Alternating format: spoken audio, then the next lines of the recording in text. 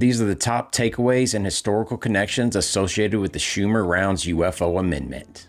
Personally, one of my favorite aspects of this amendment is that it even refers to itself as the UAP Disclosure Act of 2023. So is that description a little too on the nose, or is it just amazing foreshadowing? You decide.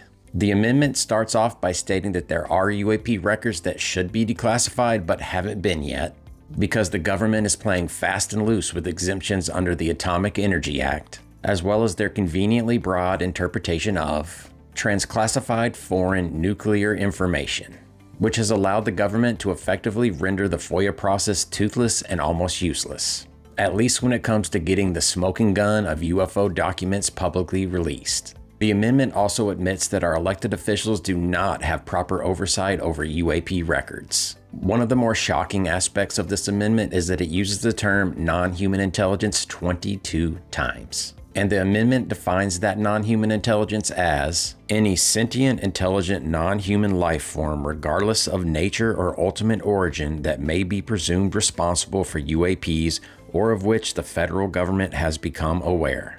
And that very broad definition reminds me of the time when former CIA Director John Brennan said, I think some of the phenomena we're going to be seeing continues to be unexplained and might in fact be some type of phenomenon that is the result of something that we don't yet understand, and that could involve some type of activity that some might say constitutes a different form of life. Then the amendment defines what a UAP is, and what differentiates a true UAP from prosaic objects that do abide by our known laws of physics. Now, this part might sound very familiar to some of you, because they state that true UAPs display one or more of the 5 observables, which are the same 5 observables that Lou Elizondo and company have been talking about for years. Positive lift, or anti-gravity, the ability to fly without the apparent means of propulsion or lift. Sudden and instantaneous acceleration, the ability for a craft to reach a high rate of speed in a short amount of time. Hypersonic velocity, a craft's ability to reach speeds over 3,700 miles per hour, 5 times the speed of sound. Low observability, a craft's ability to conceal itself from any kind of radar.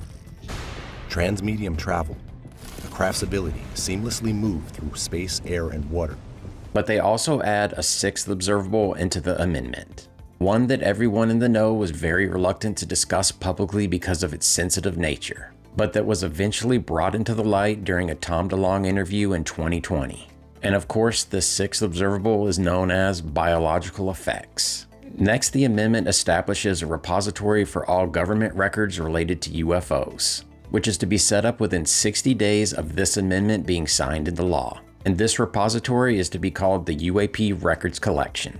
This potentially massive collection, which is to include UFO-related books, reports, memos, emails, maps, pictures, videos, audio recording, and sensor data, is to be the responsibility of the good folks at the National Archives, and these records are to be made available to the public. Section 5 includes a requirement for UAP records that are 25 or more years old to be publicly released in full unless blocked by the president. This of course means that any UFO record created around the time of the Phoenix Lights, and all the way back to the US obtaining the rumored 1933 Magenta Italy UFO, are to be publicly disclosed in full at the time this amendment is signed into law. And yes, this includes Roswell. But then Section 6 goes into detail about when UAP-related records are to be kept from the public. And it boils down to the protection of people named in these records as well as means and methods. These non-disclosed records are to be kept in a non-public section of the archives and are to be referred to as the protected collection. Section 7 goes into excruciating detail about the roles and responsibilities of a group of 9 U.S. citizens that are to make up the UAP Record Review Board. According to Section 9, the UAP Review Board is to be responsible for a process called the Controlled Disclosure Campaign Plan. This campaign is to routinely review and occasionally declassify and release to the public the records that are associated with the protected collection. In particular, those records that contain information related to recovered technologies of unknown origins, as well as biological evidence for non-human intelligence. In other words, recovered UFOs and their occupants. But even if the UAP Review Board decides to release these protected records, the president can step in and prevent these records from being released to the public. Speaking of recovered technologies of unknown origin and biological evidence for non-human intelligence, Section 10 grants the federal government eminent domain over any physical evidence of UFOs or their occupants that is held by private persons or entities in the interest of the public good.